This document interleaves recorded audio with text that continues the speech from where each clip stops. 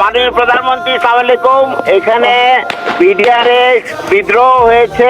আমি আছি দরবার হলে, আমার অফিসারদের সহ আমাদেরকে ঘেরাও করে গুলি করছে ওরা। আমাদের অস্ত্র নাই, এই জন্য আমরা জবাব দিতে পারছি না। অলরেডি র্যাব মুভ করছে, সেনাবাহিনীও মুভ করবে। আপনি যত দ্রুত পাঠাবেন তত তাড়াতাড়ি পরিস্থিতি আমরা সামাল দিতে পারবো। যাচ্ছে, আমি দেখি হেলিকপ্টার পাঠাচ্ছে।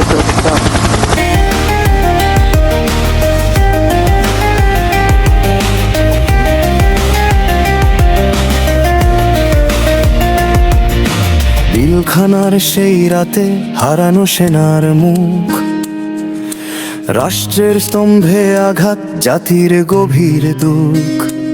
প্রাপ্ত তথ্য উপাত্ত থেকে তৎকালীন রাজনৈতিক নেতৃবৃন্দের নানা মাত্রায় সংশ্লিষ্টতার যথেষ্ট তথ্য প্রমাণ পাওয়া গেছে।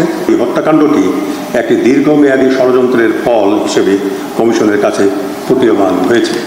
আর নয় নত শির, আর নয় আপোষের দিন, এবি পার্টি লড়বে এই দেশের জন্য বিশ্রান্ত।